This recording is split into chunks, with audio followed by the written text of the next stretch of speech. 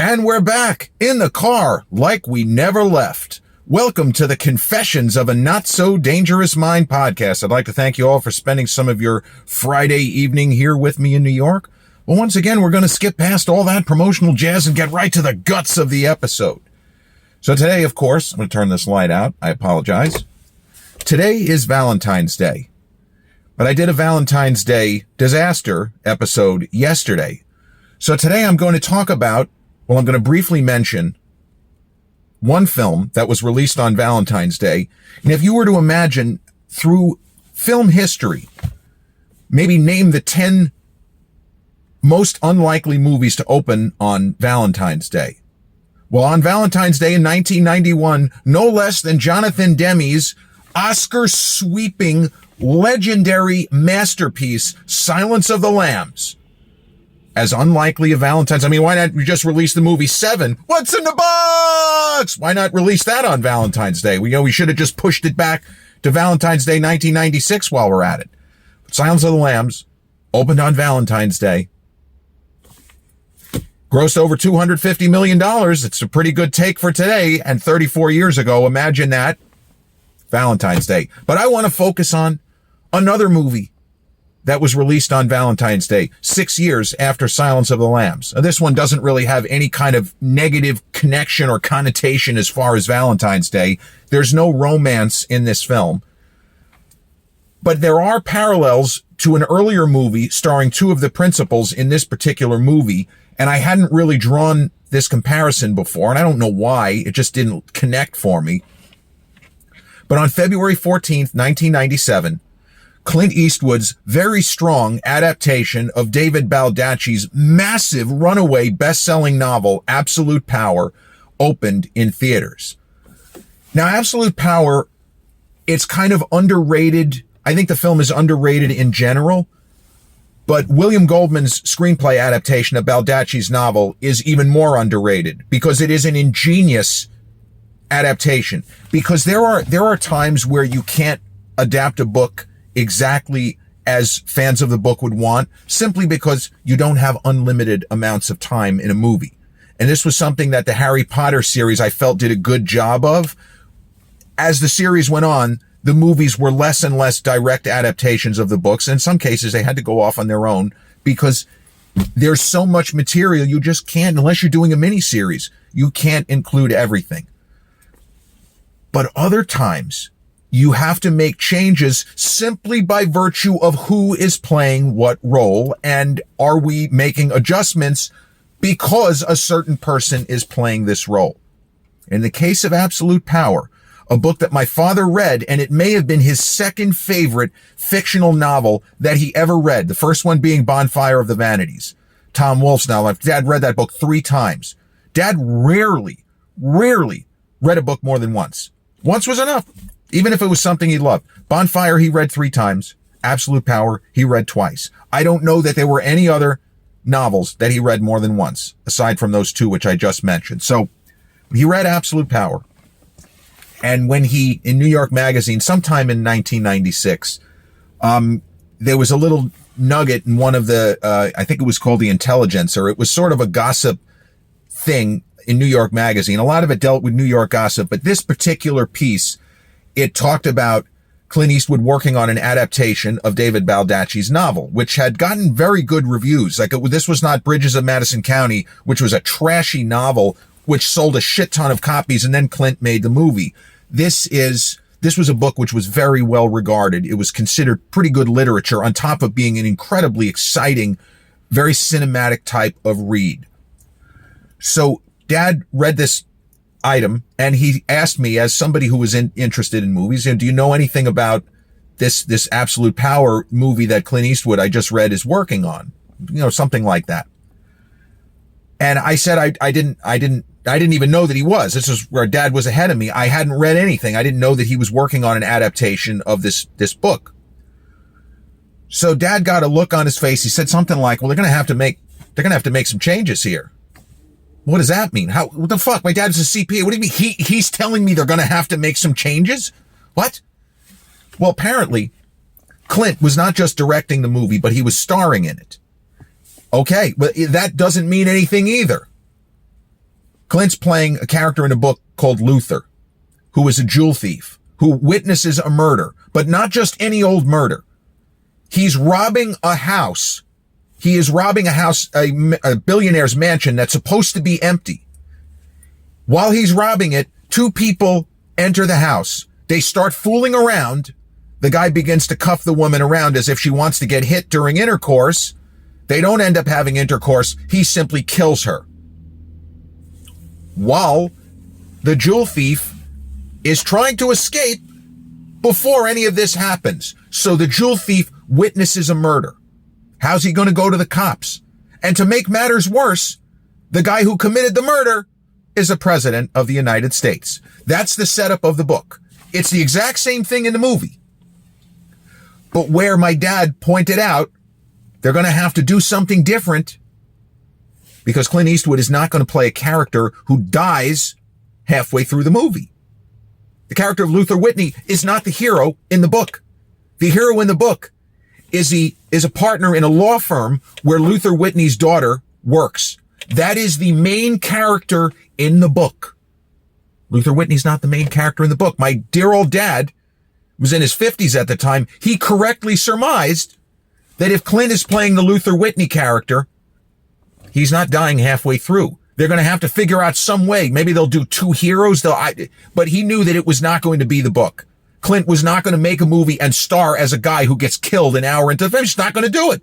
He might die at the end, but he's not dying in the same manner as Luther Whitney, spoiler alert, dies in the book. He dies in prison. It's not really much of a spoiler. So the genius of William Goldman's adaptation, I've talked about him on the channel before. He wrote the novel Princess Bride. He wrote Marathon Man and screenplays. He won Oscars for All the President's Men and Butch Cassidy and the Sundance Kid. Those were just screenplays. Well, no, All the President's Men was a book. Butch Cassidy was just a screenplay, I think. Goldman did not know how to do it. He was working with Clint, and he kept saying to himself, if Clint's character does the heavy lifting, if he's the guy who not only uncovers the conspiracy, if you want to call it that, the President of the United States murdered a woman and they try to cover it up, if he's the guy who uncovers it, what do I do with the hero of the book? What is he like?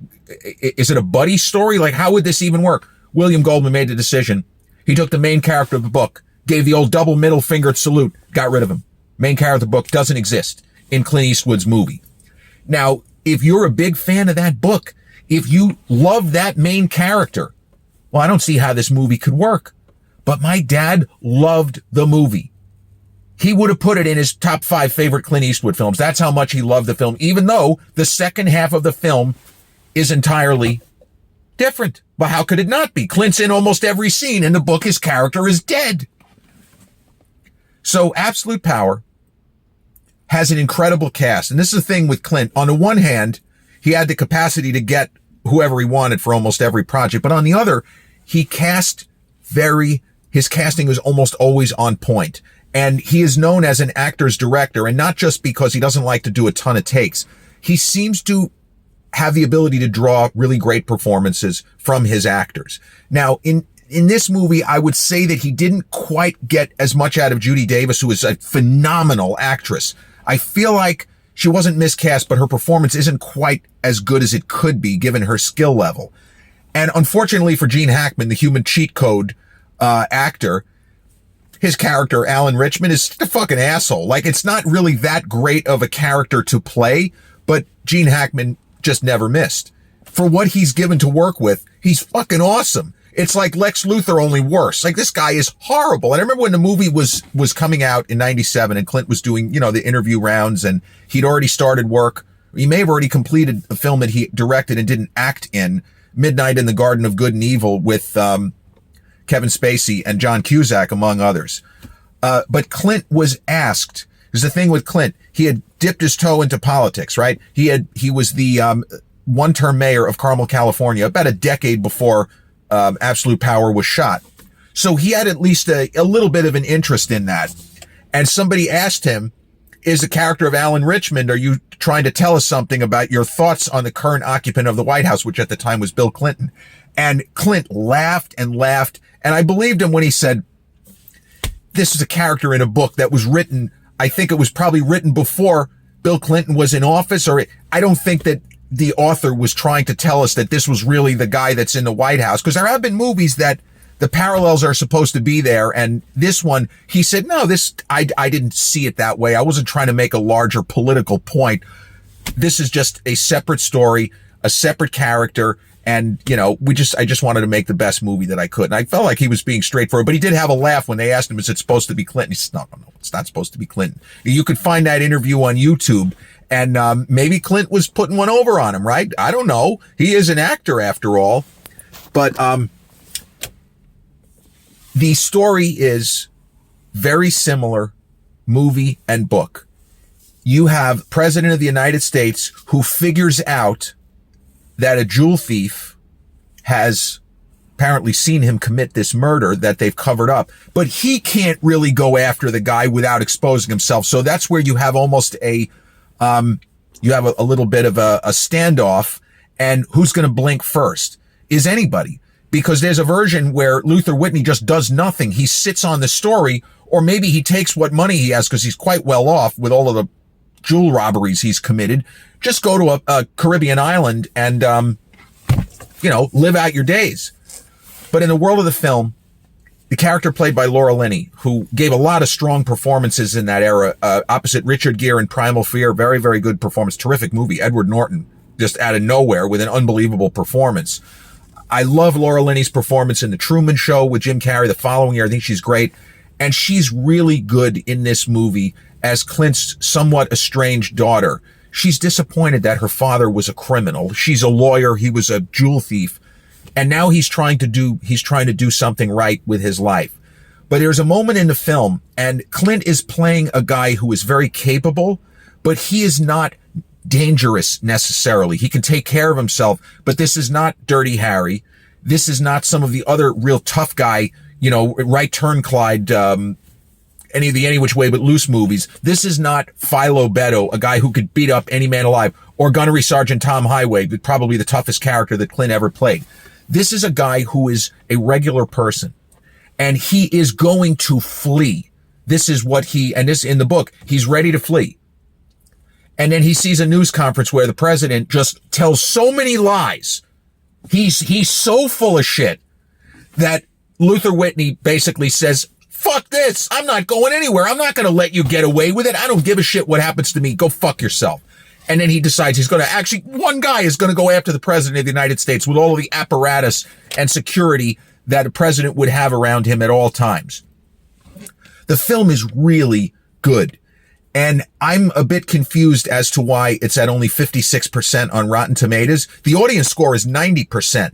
So regular people tuning in, and I remember a couple of years ago, there were a series of articles written when the movie was on streaming free on HBO Max, and it had been on Netflix, but this was one of those articles, and you've seen them, where they're teased, forgotten Clint Eastwood gem finds a new generation of fans, something along those lines. And there were a lot of younger people who were seeing this film for the first time. Why haven't we heard of this? It's not that old. Yeah, it's 28 years old today. It is an incredible movie, and I mentioned the way that Clint could get these casts together. So you have Judy Davis plays the White House Chief of Staff. The two main Secret Service agents protecting on presidential detail are played by Scott Glenn, always great, and Dennis Haysbert, not long before he plays David Palmer, the senator from California who ends up becoming, spoiler alert, the president of the United States in the TV show 24. Ed Harris plays a detective, and the casting is just so good. Every actor, with the mild exception of Judy Davis, the character just isn't written that well. I don't think it's necessarily her performance, as the character is it's just not a very good character, the way that she comes across. But the film it's super entertaining. You don't know how it's going to turn out because the fact that Luther Whitney is compromised. We've seen a lot of movies where if somebody is like a criminal, eventually they're going to die. And you don't know, because there have been a couple of movies where Clint doesn't survive till, not that many now that I think about it. He definitely hasn't died as often as Redford, Beatty, Redford and Beatty. Redford especially. He's gotten killed, spoiler alert, in more movies, I think. Although maybe Redford got killed in more movies than Beatty. But anyway, the thing that I hadn't thought of, the comparison and the parallel, is that in this film, in Absolute Power, you have essentially two criminals, one of whom has a heart of gold and one of whom is a piece of shit, but he happens to be the president of the United States. So they're on opposite sides of the law in a really weird way. And I can't think of any other movie where you have these kinds of characters on opposite sides of the law, where the president of the United States has committed a horrendous capital crime. And you have a career criminal, a repeat offender, witnessed this horrible crime while he was committing $50 million robbery. It's an absolutely bonkers concept, but Baldacci's novel pulls it off. In the movie, Clint's direction is marvelous. His pacing is perfect. And this is something that there are certain Clint Eastwood movies. I used to think that he let shots go too long or sequences go too long. This movie is beautifully shot and edited.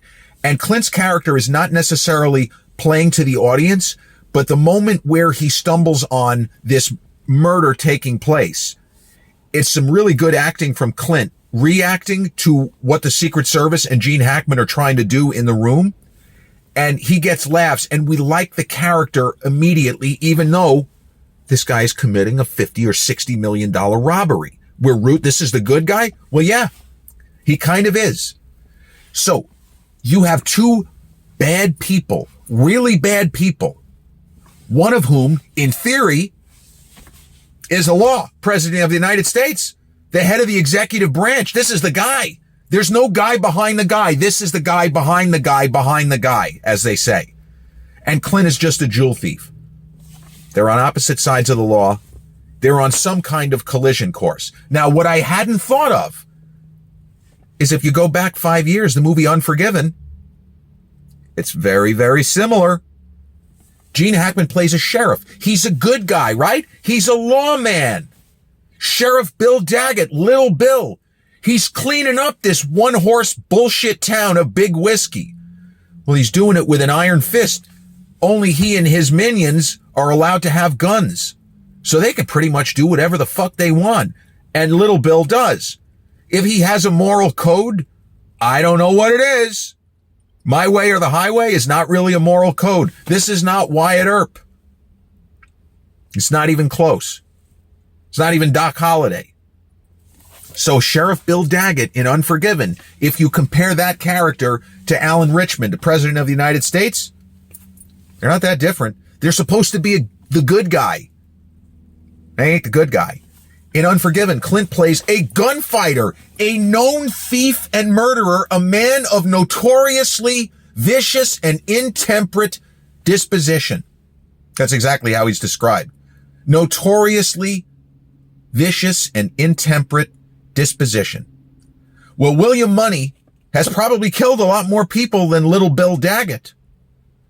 They shouldn't be on a collision course. They should never meet, as a matter of fact. But the problem is, in that film, Clint's hog farm is not doing so good. His two little kids, their mom has passed. His wife is the one who had moved him away from drunkenness and wickedness, and apparently had reformed him to where he was an upstanding citizen. And if you met him, you wouldn't think, oh my God, this guy must have been Hellray. He must have killed dozens of people. No, seems fine.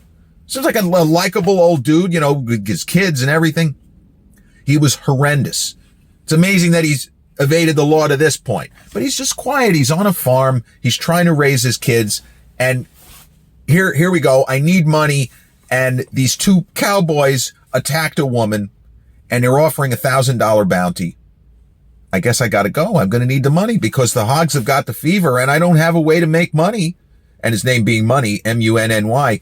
But I got to do something. I got to feed my family. So he goes off, the known killer, a man of vicious and intemperate disposition, especially when he drinks, but he doesn't drink anymore because his wife cured him of drunkenness and wickedness. Now, in the world of absolute power, Clint's character, as much as he's a repeat offender, he doesn't come across like a guy who needs to do this. He comes across closer to a Thomas Crown kind of a character, somebody who commits theft because he's bored, because he wants to know that he can do it, not because he needs the 60 million. And this movie makes it clear he's doing it for fun. He's doing it for kicks because he steals the 60 million in jewelry from the billionaire played by the great E.G. Marshall. He puts it back. He returns the merchandise. Don't worry, I put it all back. But in Unforgiven, you have the known thief and murderer and a sheriff. And once again, the sheriff is by far the worst character. Because whatever it was that William Money did in his younger days while under the influence of alcohol and whatever else, he doesn't do anything like what we see Little Bill do in this film, in the movie Unforgiven. And those characters are also on a collision course, but a more direct collision course. Because you start to calculate in Absolute Power, well, how is Clint? They're looking for him. How would he personally ever get to the president? In what capacity? He's just going to get arrested if he even gets close to the White House lawn. I won't spoil it, but the movie handles that angle, and it's not something that I was thinking about watching the film, but it handles it in a very clever way, and in a way that is believable. It does involve the E.G. Marshall character of Walter Sullivan is the name of the character. He's supposed to be, I guess, somewhat like a Warren Buffett, but he's not a financial guy, but he's somebody that was more or less self-made. And we're led to believe he's a decent guy, that he's not a horrendous human being. But the parallels to Unforgiven, I don't know why I didn't draw them until now, but they're there. And the thing with Gene Hackman, he played a lot of heroes, he played a lot of villains, but he was never less than sparkling. If the character wasn't written that well, he made it more interesting. If the character was written well, you got movie magic. He didn't win those 2 Oscars by accident. Supporting actor for Unforgiven and lead actor for The French Connection. Now, if I'm asked the question, did he give the best performance in 1971? No. You could go with Warren Beatty, McCabe and Mrs. Miller. I'll go Clint Eastwood and Dirty Harry, I think is a better performance than Gene, as tight as it is. But the best performance of 1971, it's Malcolm McDowell in A Clockwork Orange. No offense to Gene, but come on. I mean, I love The French Connection, but I prefer Dirty Harry. But that's neither here nor there. Right now, Absolute Power, I don't think is free to stream. It had a run on Netflix a few years back, and it was on HBO Max in the first part of 2024. But I think, unless it's on Tubi, you might have to pay a couple of bucks. But this is one of those movies, and I've mentioned this concept before. It's not really that wacky.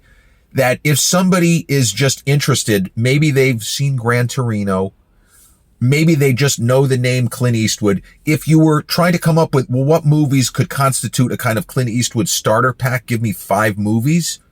This is one of them. In the Line of Fire, Absolute Power, the original Dirty Harry. I feel like those would be a good 3 to start because, well, Dirty Harry gives you a lot to chew on, but they're accessible films. Unforgiven is a little bit of a difficult film. It's painful. You know, it's not fun to get through.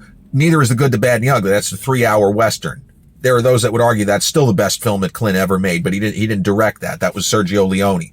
But this is a movie that I don't know anybody who has seen it who doesn't like it. That's where that critic score is weird.